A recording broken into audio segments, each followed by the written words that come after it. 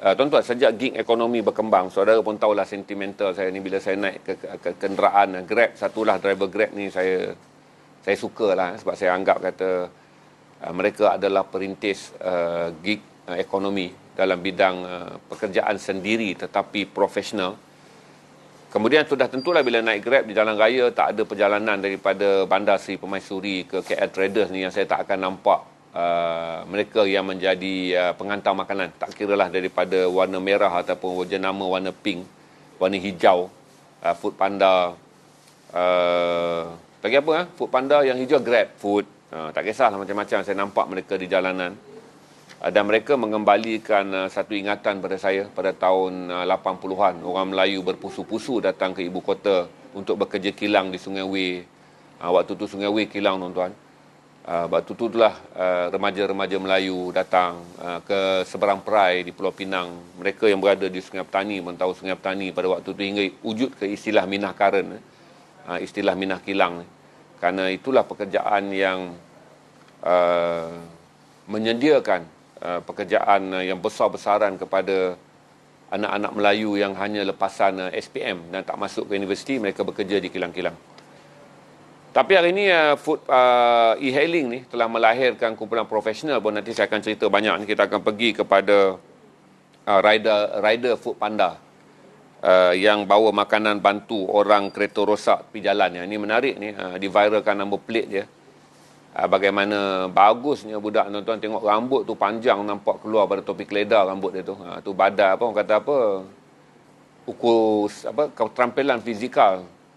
Tidak menggambarkan hati nurani seorang. Jadi dia hantar food kepada pemilik kereta yang rosak. Dia kata, "Bang, saya bukan pomen, saya tak dapat nak bantu, apa yang boleh saya bantu abang bagikan makanan dan minuman." Dia refuse untuk mengambil upah atau apa sebab saya fikir dia faham, kata kereta yang rosak di tepi jalan pada cuaca panas. Ada pun tahu 2-3 hari ni Kuala Lumpur sangat panas. Saya rasa di Semenanjung pun sangat panas sebab tiada laporan hujan turun di mana-mana. Jadi ini dah memberi kita contoh. Apabila kita melihat 60,000 orang yang bekerja dalam industri Grab dan mungkin 100,000 yang bekerja dalam industri pengantar makanan ni, ini peluang pekerjaan, ini adalah bidang pekerjaan yang mencetuskan fenomena Melayu, fenomena baru kepada anak muda dan majoritinya adalah Melayu. Jadi bagus ni satu contoh teladan pemandu pengantar makanan ni, dia bantu orang tepi jalan tu. Kemudian anak M. Nasir tebal roti canai. Tajuk dia sensasi dah, tuan-tuan. Bukanlah anak M. Nasir tanya sama itu hut-hut tu. Ini adalah anak Muhammad Nasir. Bapa dia ada Muhammad Nasir, jadi portal yang bernama Sis ni nak glamourkan sikit story ni. Dia kata anak M. Nasir tebal roti canai. Tapi ceritanya menarik. Kisah seorang gadis yang berusia 31 tahun. Dia berkahwin dengan pemandu lori. Beliau adalah lulusan diploma dalam bidang apa tu dah Mahfuz letak kan. Dia berkahwin dengan seorang pemandu lori je. Walaupun dia lulusan diploma daripada Universiti Malaysia Pahang, pekerjaan susah sekarang. Tapi dia mewarisi bakat menebau roti canai daripada bapaknya M. Nasir. Bapak dia nama Muhammad Nasir, tapi kat kampung dulu mungkin bapak dia minat dengan M. Nasir, maka orang panggil M. Nasir. Ini pun cerita yang menarik bagaimana seorang gadis yang memiliki sijil daripada Universiti Malaysia Pahang menebau roti canai. Dia jual 250 biji roti canai sehari. Berarti dah masuk kategori bukan peniaga kecil tu, usahawan tu. Kalau kita tengok daripada produktiviti dia menebau roti canai dia sendiri. Dan kata dia ada 3 daripada 7 beradik dalam keluarga dia mencari rezeki dengan menebau roti canai. Seorang menebau roti canai di Pulau Pinang dan seorang menebau roti canai di Kuala Kangsar. Mereka ni adalah anak kepada penebau roti canai M. Nasir tadi tu, yang kemudian meneruskan kerjaya mereka sebagai penebau roti canai. Saya tersentuh dengan cerita gadis ni sebab dia berkelulusan tinggi, berkahwin dengan seorang pemandu lori. Dia faham pendapatan suami dia merosot, kerana saudara pun tahu bila PKP ni, PKPB, lori mempunyai had untuk merentas masuk ke negeri-negeri, terutama kalau daripada Pahang, kalau mereka nak menghantar barangan komersial nak masuk ke Selangor dan juga ke Kuala Lumpur, tidak dibenarkan. Jadi dia buat roti canai dan pendapatan dia 250 biji jualan roti canai, tuan-tuan, adalah satu angka yang besar untuk dia yang berniaga di tempat yang kecil. Saya tak pasti di mana, rasa saya macam di sebelah belah mana dia berniaga roti canai tu, di Pekan, di Lancang, macam tu je lah. Bukanlah di Kuantan tu.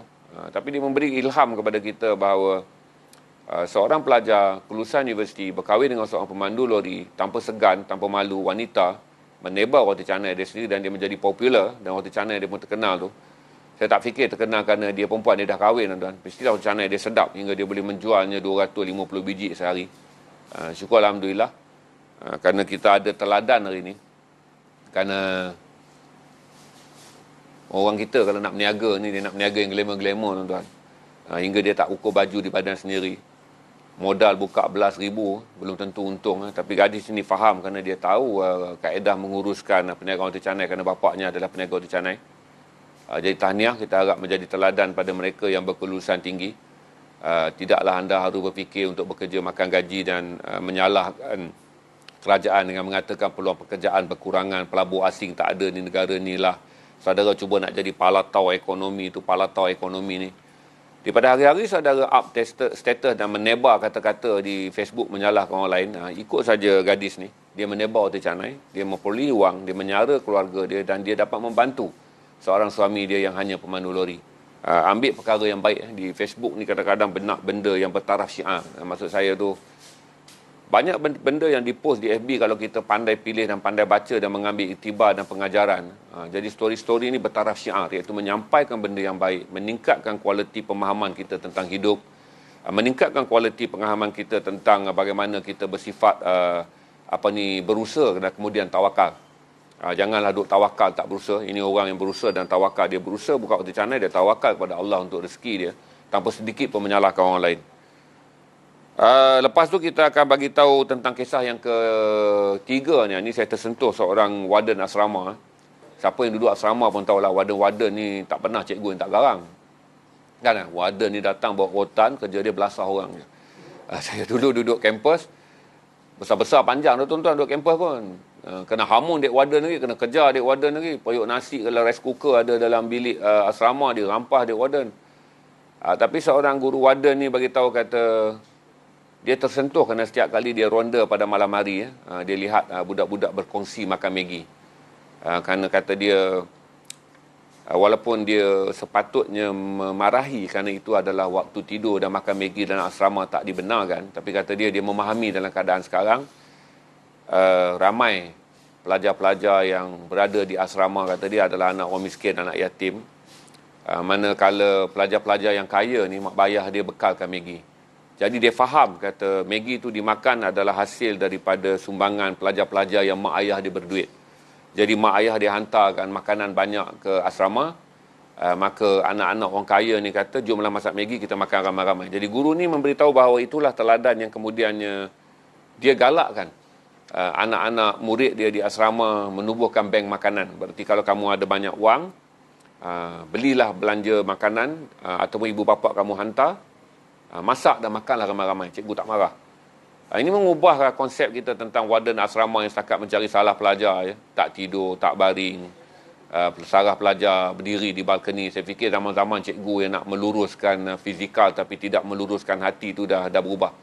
Ini antara guru-guru daripada generasi baru yang mengubah beberapa konsep asrama yang tidak begitulah. Disiplin ni tuan-tuan, kalau dia tidak mengayakan hati nurani, buat apa disiplin? Disiplin yang kalau kita amalkan, dia tak meningkatkan kualiti kita sebagai manusia, buat apa disiplin? Bangun pagi, jaga pukul 6, lepas tu status Facebook naik maki orang, tu tak menamakan orang tu bagus, dia pagi bangun. Kalau dibangunnya pagi, tu dibantainya orang Facebook sampai pagi pun, tak disiplin juga namanya. Ini saya puji guru ni kerana cerita dia juga menyentuh perasaan bagaimana bank makanan tu dibuka di sekolah di asrama. Kerana kata dia ramai pelajar-pelajar asrama itu sebenarnya diletakkan di asrama oleh pihak kerajaan kerana mereka datang daripada luar bandar dan miskin. Dan apabila mereka sampai, adalah sejumlah yang berada di asrama tu anak-anak orang kaya. Jadi anak-anak orang kaya inilah yang menjana makanan dan membolehkan pelajar-pelajar miskin dan anak yatim yang tak ada sumber kewangan ni tidak berkelaparan pada waktu malam. Jadi kata dia buat tak nampak je lah. Walaupun perkara tersebut salah. Kita pun tak tahu tu sama ada Maggi rendam air panas je tu kot tu. Tak pasti tu. Tapi dia memberi gambaran, kata lama kita tak mendengar berita-berita yang mengatakan sekolah asrama telah berubah. Dulu kalau sekolah asrama ni kita rasa melahirkan budak cerdik pandai, nak kena dapat 17A, kena jadi Dr. Amelina, kena pastikan maruah sekolah terjaga, kena pastikan apabila Kementerian Pendidikan buat laporan mengenai kejayaan SPM, gambar kita ni melompat, surat khabar berita harian, tulisan Asia gambar, inilah sekolah yang cemerlang. Lepas tu guru besar tumpang tui bangga, cikgu-cikgu pula naik status dekat Facebook, konon dia lah yang mengajar lebih. Tapi akhirnya manusia-manusia pandai ni tuan-tuan, apabila dia keluar, dialah yang menjadi pegawai yang tak bertanggungjawab. Yang berkhidmat dalam bahagian uniform, makan rasuah kerana pangkat tinggi. Lepas tu 400,000 pendatang asing masuk Malaysia melalui lapangan terbang dan jalan laut.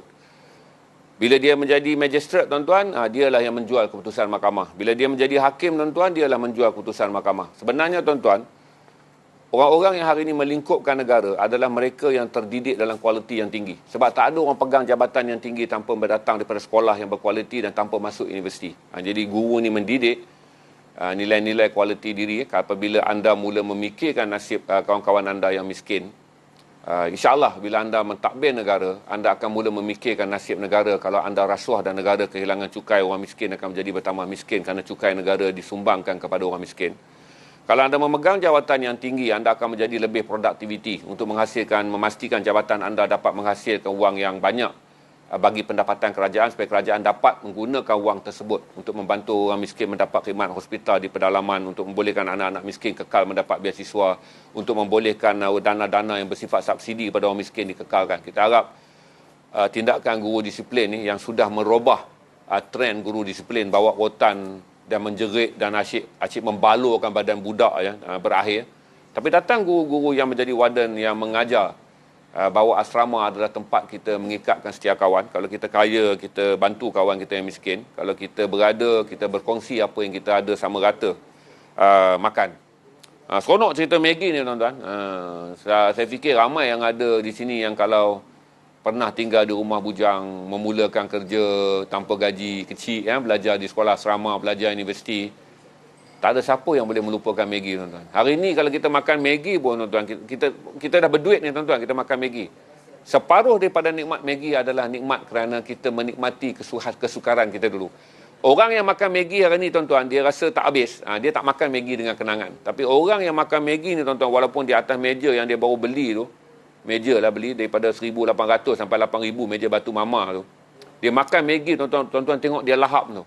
Berarti dia makan Maggie di atas meja yang mengingatkan dia di mana dia mula. Siapa yang datang Kuala Lumpur, tuan-tuan, dulu, bajet mesti lari punya. Ada hari bajet dia Maggie lah. Siapa yang ada tu mesti ada kenangan. Siapa yang pernah belajar di asrama penuh tu, kadang-kadang, tuan-tuan tahulah makan nasi kat asrama ni, bukanlah boleh kenyang. Kita aktif main bola, kita bersukan, bertempik, bersorak. Masuk pukul 11 lapar. Maggie lah. Bagi yang duduk universiti lagi lah. Tidak ada degree tanpa Maggie. Tiada siapa yang naik ke melangkah menerima scroll ijazah atau diploma dengan sempurna, lambung topi tu, kalau di dalamnya tak ada sejarah mi segera ni. Maggie lah kita sebut, walaupun makan jenama lain tu dah terbiasa sebut Maggie, tuan-tuan. Terima kasih. Saya naikkan cerita yang ke-8 ni, tuan-tuan. Ini saya baca semalam, terbakar juga. Panas hati tu bagaimana seorang wanita mengisahkan dia cuba membantu sebuah keluarga miskin. Keluarga ni, tuan-tuan, membekalkan kuih di warung dia. Dia ni meniaga restoran lah, berada sikit lah kakak ni. Dia meniaga di warung, jadi ada keluarga hantar kuih. Tapi komisen kuih tu tak pernah menguntungkan keluarga miskin ni. Maka kakak ni setiap kali dia pergi hantar pulangan komisen lah. Kalau you tak kek, you tak kuih kedai orang, you akan dapat komisen. Jadi kakak ni pergi hantar, dia tahu kalau komisen jualan minggu ni RM80. Apa keluarga ni nak makan RM80? Maka dibelilah beras, minyak dan telur hantar. Oleh kerana benda ni dia dah amal berbulan-bulan, tuan-tuan, sampai satu masa orang yang terima bantuan ni up status di Facebook. Kau ingat lembu ke hari-hari boleh makan rumput? Kau ingat kami ni tak ada selera ke hari-hari nak mengadap telur? Tuan-tuan, orang dah bantu dia, tuan-tuan. Orang ni bukannya bayar, orang ni bantu. Duit komisen jual kuih dibagi. Hamba Allah ni pula bagi pula beras, bagi pula toyu, bagi kicap-kicap. Bagi pula kicap, bagi minyak, bagi telur. Marahnya dia ni, tuan-tuan, orang yang menerima bantuan, dia ambil gambar tu, dia up status di Facebook. Dengan mengatakan orang yang menderma kepada dia tu, anggap dia tu macam lembu. Hari-hari boleh makan rumput yang sama. Allahu Akbar.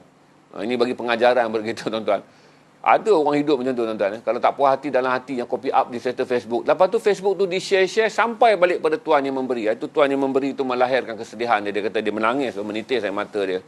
Kerana dia kata dia tak mengharapkan terima kasih, tapi dia tak harapkan juga dia disindir dengan kata-kata menghantar telur, kicap dan beras tu sama seperti perbuatan empunya lembu menjamu lembunya dengan rumput. Kita ambil pengajaran, bersyukur dengan apa yang kita ada. Dah dilahirkan susah, akhlak pula tak ada. Miskin harta, miskin pemikiran, miskin akal, miskin budi, miskin segala-galanya. So macam mana nak keluar daripada kepapaan tu? Kerana sifat tu sendiri dah papa. Papa akhlak, papa pemikiran. Tapi main Facebook. Sempat lagi tu, up status tu. Kata, ingat kami ni lembu ke hari-hari makan rumput. Hanya kerana pembantu, orang dermawan tu menghantarkannya hari-hari telur yang sama. Allah Akbar. Okey, kita pergi pada yang terakhir ni. Bagus je cerita yang ke-9 ni tentang bagaimana manusia ni. Kenapa anda berbelanja berbilion-bilion ringgit untuk meneroka angkasa lepas, sedangkan di bumi masih begitu banyak kemiskinan dan begitu banyak kepapaan. Ini sama juga dengan kita, tuan-tuan. Kadang-kadang apabila kita membuat sesuatu perkara, kita melakukan sesuatu yang di luar daripada keperluan yang sebenar. Jadi bagus tu, walaupun poster tu saya ambil untuk share je, ini disindirkannya kepada pemimpin-pemimpin dunia yang berlomba-lomba untuk mencapai kemajuan di angkasa lepas, sedangkan di depan mata itu manusia 1.8 bilion dunia. Kita ada sekarang ni 7.5 bilion penduduk dunia. 1.8 bilion adalah tinggal di bawah kemiskinan, manakala 660 juta adalah miskin tegar. Miskin tegar ni maksudnya berpendapatan kurang daripada $1 sehari. Jadi itu sindiran yang bagus. Saya rasa gambar tu mungkin datang daripada Filipina tu. Poster yang di-share dan viral di Facebook seluruh dunia. Itu je. Kita ada berapa view malam ni 758 je kita ada. Itu saya rasa angka yang kita akan dapat malam ni. So kalau tak ada Q&A apa-apa, saya akan pertama saya nak ucap terima kasih. Alamak, saya tak pakai pula tu. Hari ni tak apa, saya naikkan besok lah di bilik saya rasanya, dekat seluar saya yang saya pakai tadi tu. Saya nak ucap terima kasih kepada semua rakan-rakan yang memberi sokongan moral kepada Garasi TV untuk melancarkan stream buku pada 5 dan 6 hari bulan. Jangan lupa ikuti siaran kami. Bukanlah 48 jam tanpa henti, tapi 48 jam tu kita ada berhenti 2 jam, berhenti sejam. Tapi basically kita akan bersiaran sekitar begini. Kita bermula 10 pagi hingga pukul 1 tengah hari. Kita break, kita bermula pukul 2 hingga pukul 6 petang kita break. Kita mula pukul 8 malam hingga 12 malam kita break. Kita bermula 1 pagi hingga pukul 4 pagi kita break. Itulah streaming 48 jam, di mana pada waktu-waktu rehat, sela waktu untuk membolehkan orang bersolat, kita akan berhenti. Saya mengucapkan terima kasih kepada bagi mereka yang belum lagi follow Facebook Aiman Hakim, sila follow Facebook Aiman Hakim bagi peminat jeans yang nak mendapatkan spray Aiman Hakim ni, untuk mereka yang nak mendapatkan spray nyah bakteria ni. Okey, nyah bakteria daripada Aiman Hakim, kerana Aiman adalah pengedar tunggal dari kalangan Garasi TV ni, iaitu spray jeans. Ni pergi ke Facebook, saudara boleh beli. Fungsi spray ni adalah untuk membunuh bakteria. Bagi mereka yang bermain jin Ozi-Ozian, anda ataupun jeans dai-daian, anda tak akan membasuh jin anda selalu kerana dia merosakkan. Kerana pemain jeans tulen tidak membeli jin untuk dibasuh. Pemain jeans yang melabur jin dalam jin-jin yang keluaran kualiti tinggi, bermain jeans dengan pembasuhan yang sangat minimal. Setahun 2 kali, setahun 3 kali pun dah dianggap banyak. So ini untuk memelihara bakteria. Lepas anda pakai je, anda sembuh. Boleh buat 600 semburan. Aiman Hakim menjual di Facebooknya hanya dengan harga RM29 plus post. Okey? Dan yang kedua, saya nak mengucapkan terima kasih kalau saudara belum lagi menjadi follower Facebook Zul Sasiku Lipat. Saya jumpa dia semalam berjalan. Saya keluar ke Pertama malam, ke Campbell dan Pertama melawat kawan-kawan. Jadi jumpa dia. Dia dah ajar saya tu cara buka yang betul tu, tapi tak boleh juga. Cara buka yang betul, tarik sini. Okey, ini tarik sini dan keluarkan. Jadi saudara boleh follow kalau saudara peminat Zippo. Saudara boleh follow Facebook Zul Sasiku Lipat. Orang panggil dia Zul Carlos, tapi Facebook adalah Zul Sasiku Lipat. Kalau saudara berminat dengan Zippo, ataupun saudara follow je untuk menjadi orang yang tahu apa tentang Zippo, macam-macam saudara boleh dapat ni Zippo ni. Anda boleh tempah pun, kalau saya nak tempah dengan nama saya ke, nak tempah dengan garasi, nama garasi ke. Kalau saya nak tempah dengan meletakkan Liverpool kan, saya boleh tempah je. Jadi Zul, pergi saja ke Facebook Zul Sesiku Lipat. Sekiranya saudara nak dapatkan Zippo dan dengan apa kita panggil binatang ni selalu casing ni, holder ni, saudara boleh pakai begitu mudah je.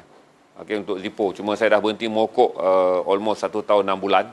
Isabit, tapi saya gayakan je untuk memberi sokongan kepada Zul Sesiku Lipat.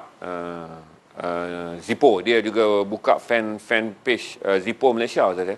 Saudara pergi je lah ke Zul Sesiku Lipat, daripada situ mungkin saudara akan dapat tahu fan page Zippo dia, Zippo Malaysia saya rasa dia ada buka. Saudara boleh follow je. Okey? Ada soalan tak? Teater begini, teater pada 5 dan 6, dua-dua hari.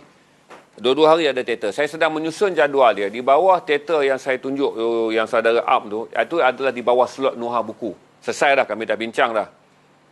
Di mana drama Menunggu Kata dari Tuhan ni, teater yang diangkat daripada 40 hadis Rasulullah sallallahu alaihi wasallam yang telah dipentaskan lebih 80 kali di tempat terbuka dan di masjid-masjid seluruh negara. Karya dan arahan Dinsman, pelakonnya ramai.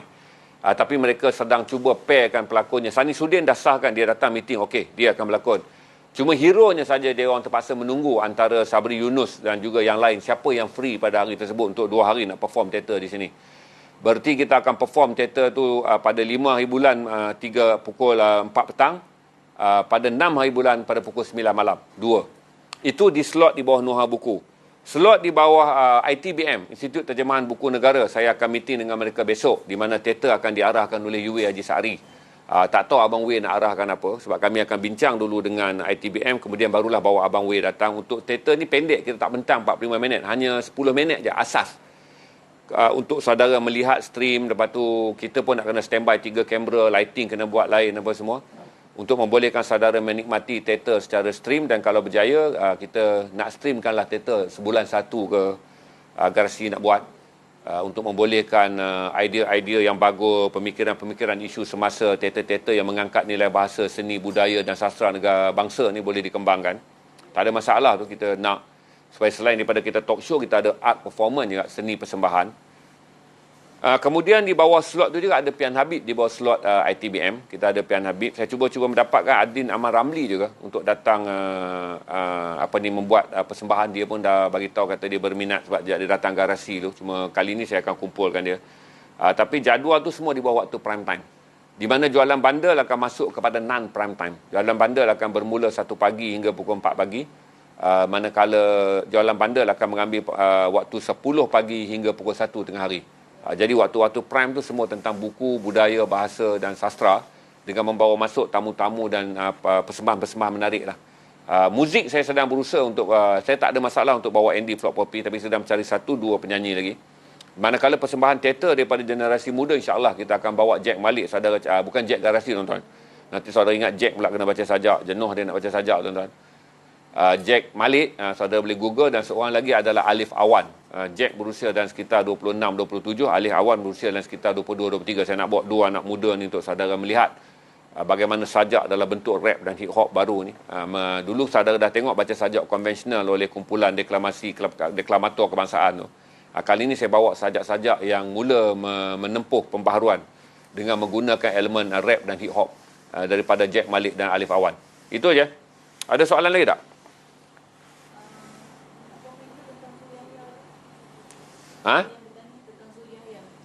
Okey. Saya dah agak dah semua orang akan tanya pasal Zul Yahya tak menghantar anak ke sekolah kebangsaan. Saya masa saya baca pun dah terjawab fikiran saya. Saya tak mau cakap pasal Zul Yahya, saya nak cakap tentang satu perkara sejarah yang sangat penting, apa yang berlaku pada abad yang ke-14.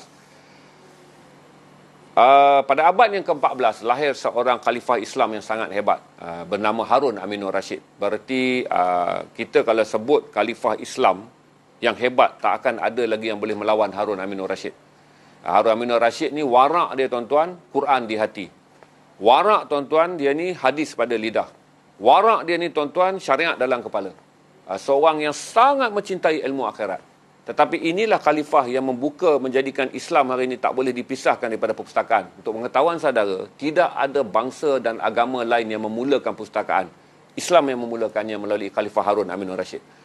Khalifah Harun Aminur Rashid membuka perpustakaan yang pertama di Baghdad. Tuan-tuan ingat Khalifah di Baghdad.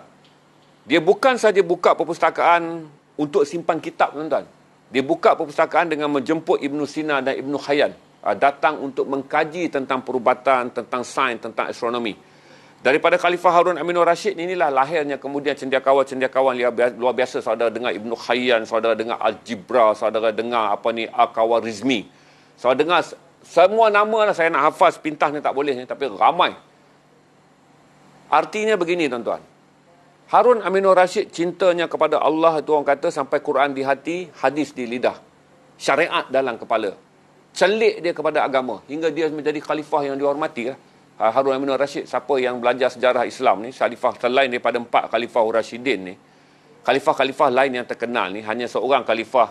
Siapa tu yang memadamkan lilin kalau bercakap tentang keluarga tu? Allah. Seorang khalifah hebat tu, Allah, hai. Siapa yang ada nama boleh menaikkan, saya lupa. Bukan, bila anak dia datang ke pejabat untuk bercakap hal keluarga, dia akan mematikan lampu dengan mengatakan tidak boleh menggunakan lampu daripada wang Baitul Mal untuk bermesyuarat hal keluarga. Allah, hebat nama dia. Ada 2 saja khalifah yang hebat yang disebut selepas nama Khalifah Rashidin, khalifah yang menekan kepada kejujuran dalam siapa yang ingat naikkan nama? Aziz siapa Umar Abdul Aziz. Ada 2 saja khalifah besar yang akhlaknya tinggi, kejujurannya tinggi, yang pentadbirannya penuh dengan integriti adalah Umar bin Abdul Aziz. Seorang lagi khalifah yang warak, hebat tetapi mencintai ilmu, yang membolehkan Ibn Sina membuat pembedahan katarak yang pertama, yang membolehkan Ibn Khayyan menemui pelbagai penemuan sains yang berasaskan kepada kajian makmal, yang membolehkan lahirnya Al-Khawarizmi yang mengkaji alkali dan juga alkohol, yang memboleh lahirkannya ulama pemikir-pemikir Islam yang hebat adalah seorang khalifah yang warak. Jadi bagi kata saya, kalaulah Harun Aminur Rashid menolak ilmu dunia kerana dia cintakan akhirat, kenapa Harun Aminur, katalah tuan-tuan, beginilah, saya ni nak claim saya ni dekat dengan Tuhan lah, puasa Isnin Khamis, zikir 15,000 sekali. Zikir 15,000 sekali. Jatuh tangga berguling-guling, Allahu Akbar, Allahu Akbar, Allahu Akbar. Okey? Orang bagi orang tenung saya je, Masya Allah, Masya Allah. Tengok gadis dia, Astagfirullah, Astagfirullah. Hebatlah kata saya claim saya macam tu. Alim. Saya fikir Harun Aminur Rashid lagi lah alim daripada apa yang saya gambarkan ni. Tapi inilah orang yang membuka dunia hingga dunia berkata 400 tahun yang Islam berkembang tu, itulah hutang dunia yang tak boleh dibayar kepada Islam. Hutang dunia sebab ilmu dunia yang kemudiannya diambil di Eropah. Di Andalus ni Islam pergi ke Spanyol dan Spanyol menjadi makmal penting kerana Ibn Sina ni berkembang di Spanyol. Okey, Ibn Battuta apa semua ni mereka berkembang daripada Spanyol, dia orang daripada Andalus. Okey?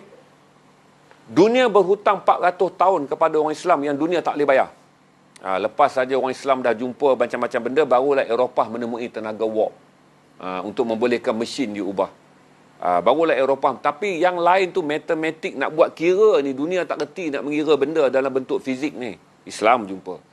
Dunia tak tahu ni nak mengalkalikan benda, nak mengasidkan benda. Islam yang jumpa. Algebra, mengira matematik fizik yang tak nampak ni, Islam selesaikan. Jadi kalaulah seorang yang dirinya dikatakan Al-Quran di hati, hadis di lidah, syariat dalam kepala, boleh buka sekolah untuk mencerahkan dunia, kenapalah kita menganggap bahawa belajar ilmu ni menggelapkan akhirat? Apakah kamu lebih baik daripada Harun Aminur Rashid? Soalan saya, kalaulah saya ni fikir, apakah saya lebih baik daripada Harun Aminur Rashid? Maka pada Harun Aminur Rashid, pada zaman dia, aku boleh menemui hafiz setiap langkah. Maksudnya ramai orang hafiz Quran. Aku boleh menemui setiap orang yang menghafal hadis setiap langkah daripada rumah aku. Aku boleh menemui orang yang boleh menjawab hukum fiqah setiap langkah daripada rumah aku. Tapi Harun Aminur Rashid kata, dalam Islam mestilah orang yang boleh menjawab tentang sains, tentang bagaimana menghilangkan rabun. Orang-orang hafiz nak rabun ni tuan-tuan kerana katarak, mereka tak boleh lagi membaca. Maka datang Ibn Sina. Orang-orang yang mengalami nak buat industri dalam Islam, piawaian penjagaan makanan, macam mana nak mengelak makanan-makanan yang dibawa daripada basi, maka mereka mengasingkan iaitu bagaimana berlaku teori alkali dan teori asid. Jadi kalaulah kita rasa kita ni belum pun hebat sampai ke tahap Harun Aminur Rashid, janganlah gairah untuk menolak dunia. Harun Aminur Rashid orang yang akhirat dia ada di hati dia. Tapi di atas dunia, dia menyebabkan dunia menganggap 400 tahun zaman itulah Islam mencerahkan dunia ni. Sebab Islam datang kan pada zaman Eropah gelap. Itu Eropah tak pernah nafikan. Eropah mengakui zaman gelap. Sebab tu saya cerita dekat saudara, tidak ada saintis dalam Islam yang dipenggal kepala. Tetapi pada zaman Eropah, semua saintis yang menemui benda-benda yang mengatakan angkasa itu luar, Galileo semua tu, semua dibunuh. Kerana padri Kristian pergi mempengaruhi istana dengan mengatakan mereka ni ahli sihir dan pemfitnah dan mereka mengembangkan agama syaitan. Semua dibunuh. Ahli-ahli sains di zaman barat dibunuh kerana dia dianggap sebagai tukang sihir. Dan mereka yang membida'ah dan menyelewengkan ajaran Kristian. Islam meraihkannya. Sebab tu 400 tahun Islam menjadikan dunia ni cerah, dipanggil zaman pencerahan. Jika saudara saya sebut saudara sekarang ni kan, apa kurangnya kita nak kata Ibnu Battuta dan sumbangannya Imam Syafi'i? Tak boleh kata kurang. Kedua-duanya berdarah Mesir. Syafi'i datang dengan membawakan kepada kita mazhab Syafi'i. Ibnu Battuta datang membawa kita ilmu pelayaran. Waktu tak ada kompas, tak ada map. Dia yang membaca juzuk bintang untuk menentukan arah merentas dunia. Ibnu Khaldun ni tuan-tuan, John Srax. John Srax ni ada orang kata bapa bagi segala ilmu antropologi dan ilmu sosiologi. Saya dulu minat sejarah Eropah moden. Saya buka John Srax ni hebat lah. Apa kata dia? Kata aku bukan pengasas sosiologi. Bapa bagi ilmu sosiologi adalah Ibnu Khaldun. Tengok kata dia. Seorang lelaki yang hebat pada abad yang ke-19 tuan-tuan, dianggap bapa sosiologi. Tapi dia kata tak. Ahli sosiologi itu lahir lebih awal daripada aku 600 tahun dulu dan nama dia adalah Ibnu Khaldun. Itulah kalau kita tak faham benda ni tuan-tuan. Kita nak jadi lagi jumut daripada orang kafir melihat kehebatan ilmu Islam. Saya tak faham lah. Saya bagi tahu pada saudara-saudara bahawa kalau saudara tengok doktor-doktor yang berada di UK baru ni, yang kita tengok kempen doktor-doktor yang berada di UK yang vaksin tu, diberi ilmu agama yang baik, bertudung berada di UK. Kita belum tentu lagi tu. Merah, hijau rambut. Tuan-tuan tahu gerakan Islam yang kuat didokong oleh pelajar-pelajar dan orang Asia di Amerika. Dipanggil gerakan Ikatan Pelajar Islam Amerika dan Utara Amerika. Mereka ni semua orang yang belajar jadi engineer, yang belajar menjadi arkitek, yang belajar di Amerika tu. Gerakan tu wujud sampai sekarang. Kebanyakan orang-orang cerdik yang saya jumpa dalam dunia profesional yang balik ke Malaysia, mereka inilah pendakwah yang hebat ketika mereka belajar di Amerika dan mereka bergerak dalam apa yang dipanggil sebagai Ikatan Persaudaraan Islam Utara Amerika. Saya dengar banyak. Siapa saja pergi pernah aktif. Kalau saudara tengok, saya lupa yang mengkaji batu arkeologi, batu bersurat Terengganu. Profesor Dr. Kamarul Zaman ni nama dia. Dia di Allah hai. Saya lupa lah tuan-tuan saudara tengoklah batu bersurat. Saya pernah bayang saya lupa Kamarul Zaman. Saya pernah menyampaikan syarahan dengan dia berkeliling dunia tu. Ke UK, ke New Zealand, ke Australia. Saya akan bercakap tentang media dan dia akan bercakap tentang sejarah batu bersurat. Bagaimana batu bersurat memiliki sejarah antropologi dan sejarah astronomi. Dengan dia menafsir semula kod-kod pada batu bersurat tu. Profesor Dr. Kamarul Zaman Zaini. Baru saya ingat tu. Orang-orang ni semua tuan-tuan lulusan dunia. Tapi dia duduk di Amerika, dia kata tidak adalah hari yang aku merasa begitu seronok walaupun terpaksa berjalan kaki dan mengikat perut, melainkan waktu aku pergi mendakwah dan menyampaikan kecerdikan ilmu-ilmu sains moden Islam.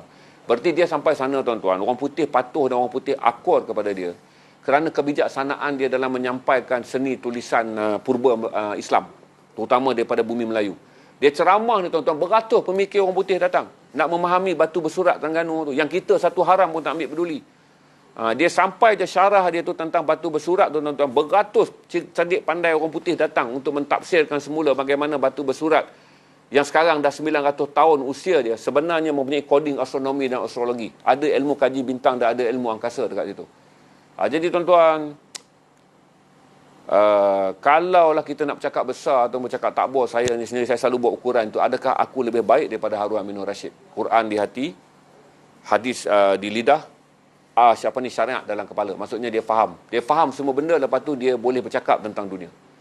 Kalau kita berada lebih baik daripada dia dan kita nak menolak dunia tu tak ada masalah. Ini orang yang ilmu akhirat ni dalam hati dia, tapi dalam dunia dia menjadi khalifah yang diperjuangkan dalam menjadikan orang Islam bangsa berilmu.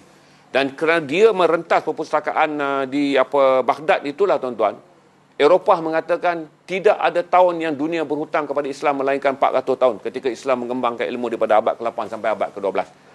Jadi kepada Zul, tolong tengok sejarah, jangan main ikut hati.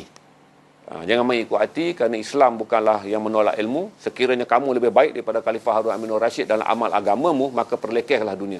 Tetapi sekiranya kamu kurang amal akhirat kamu, jangan perlekehkan dunia, kerana ada seorang pemimpin Islam yang hebat, yang akhirat di dalam hatinya, tetapi dia memuliakan ilmu dunia dengan menggambarkan bahawa ilmu dunia itulah yang akan menjadikan Islam sebagai agama pencerahan kepada yang lain. Sebab syiar tidak datang semata-mata kerana dakwah, kerana syiar juga datang dengan kepintaran. Saya cerita tuan-tuan.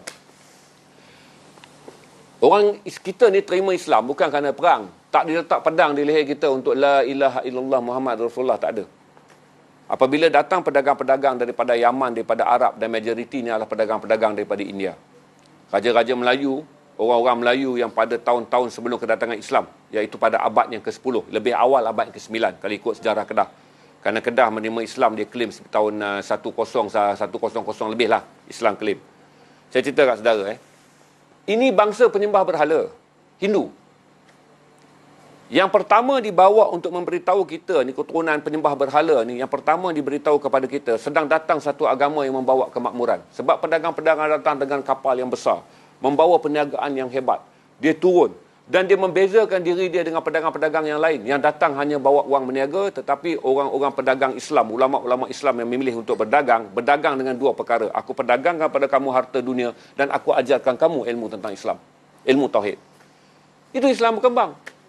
Sebab Islam datang dengan dua perkara.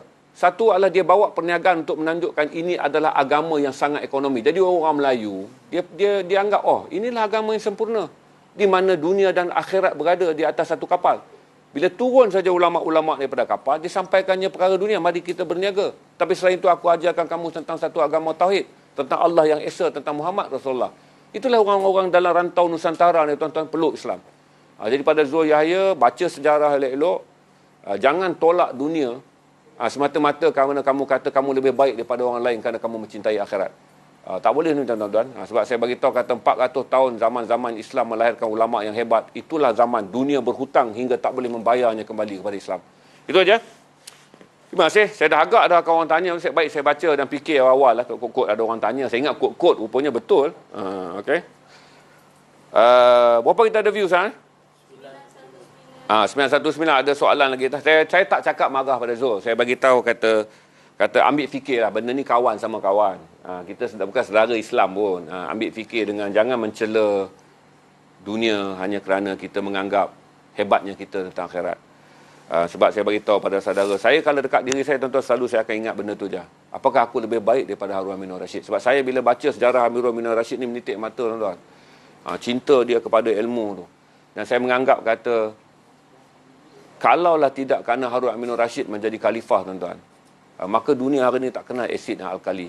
Dunia tak tahu nak menyelesaikan masalah. Sekarang ni pakar-pakar fizik yang menang Nobel Prize ni semua ni, anak-anak murid yang berguru dengan algebra. Boleh sebut je siapa yang menang pakar fizik, siapa yang menang pakar kimia. Kalau mereka tak bermula dengan Ibn Khayyan, dan mereka tak bermula dengan Al-Khawarizmi, dan tidak diteruskan oleh algebra, buta semua orang-orang barat yang kemudiannya mempeloporinya pada abad yang ke-15 dan abad yang ke-16. Sampai Nobel Prize tu dibuat sekarang. Kalau Nobel Prize buat dulu tuan-tuan, semua orang Islam menang tiap-tiap tahun. Kerana kita pelopor 400 tahun. Islam dianggap sebagai agama yang bukan saja mencerahkan kita tentang tauhid kepada Allah, tetapi mencerahkan manusia tentang pencapaian-pencapaian ilmu dunia yang menyelamatkan manusia daripada hidup dalam kegelapan.